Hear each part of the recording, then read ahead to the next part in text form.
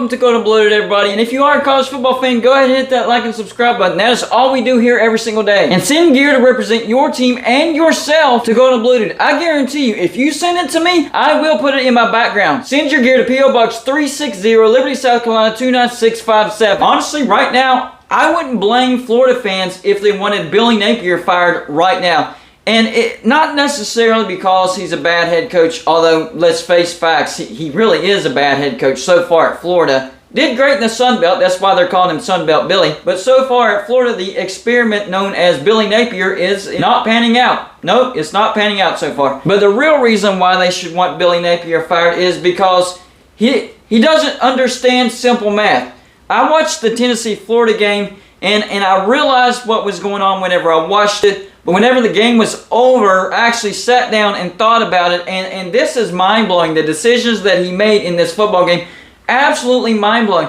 And here's the thing. Tennessee should have blown out Florida. They had a 38-21 lead at one point, had a chance to stretch that even further, but they kept Florida in the game over and over and over. Problem is, Billy Napier kept making these stupid decisions that put Florida in a bad spot to end the game. What am I talking about? Well, specifically, I'm talking about the fourth quarter. Tennessee was up 38-21, and Florida actually scores. This is like midway through the fourth quarter, so that brings it 38-27. And for whatever reason, Billy Napier decided to go for 2 points. That does absolutely nothing for you. Big risk for no reward, actually. No advantage. If you kick an extra point, you make it 38-28. That's a 10-point lead for Tennessee. If you make the 2-point conversion, it's 38-29. That's still a 9-point lead. That's still 2 possessions, Billy Napier. 2 possessions. And then if you don't get it, you're screwing yourself over. What happens? He goes for 2, and of course, they don't get it. So the score remains 38-27. So now a touchdown and a field goal won't help you. Now you need a touchdown and a touchdown, or a 2-point conversion. That's right. He's backed himself into a corner to where if they do score again, he'll have to go for 2. That's exactly what happens though. Florida does score with about 17 seconds remaining in the fourth quarter, but because he went for 2 points early in the fourth quarter and missed, he has to go for it again to get it within a field goal. And of course, Florida fails.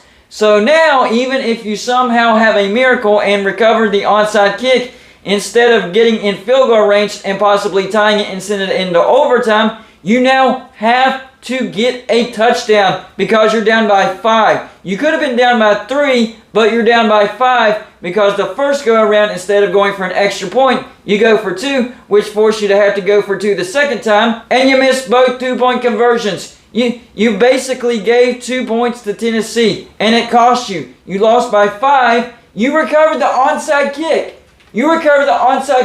So if you make both of your point afters, you're only down by 3, and you only have to get in field goal range and try to send it into overtime. Maybe Billy Napier is allergic to overtime. Maybe that's it. He was like, no. I don't want to go into overtime. Hey, if we miss, that's fine. We need a touchdown anyways. I don't care. We're avoiding overtime. Maybe that's it. I don't know. Maybe Billy Napier is allergic to overtime, but there's one thing for sure. He's not good at converting 2-point conversions. So even when they need to, from now on, his confidence level in his team in converting a 2-point conversion, not very high. I don't understand this. I really don't. Simple math.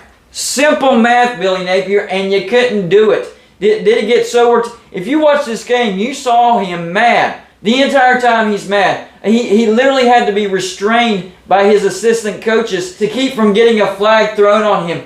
And it kind of bled over into his players. His players were mad. They were starting fights with Tennessee players, extracurricular stuff, you know what I'm saying? Like shoving after a play is over and nonsense, sheer nonsense. So Billy Napier was in a bad mood the entire game for who knows why. I don't know. Maybe that affected his math abilities. I'm just guessing here. I'm just guessing here. So my 2 guesses are he was so emotional and so angry that it affected his math skills, or he's allergic to overtime and absolutely wanted nothing to do with overtime, just wanted to win the game in regulation. Who knows? But the problem with all that is it doesn't give your team a chance to win. Your attitude infected the entire team. Yes, Tennessee kept giving you opportunity after opportunity after opportunity, so you were still in the game right there at the end. But your stupid decision-making and your irrational anger, for whatever reason, cost you the game. Billy Napier, settle down, man. Settle down. Make sure you know your math next time you coach a football game. 2-point conversions aren't necessarily the best option every time. It wouldn't help to do a little forward thinking as well. Anyways, it totally surprised me at how bad at math Billy Napier is. I mean, the dude is not good at it at all. I gave my possible explanations. Y'all let me know in the comments section what's your possible explanation or possible reason why Billy Napier went for 2 points when it absolutely would have done no good whatsoever. That's all I got for this show. Like and subscribe if you haven't already, and I'll see you on my next show.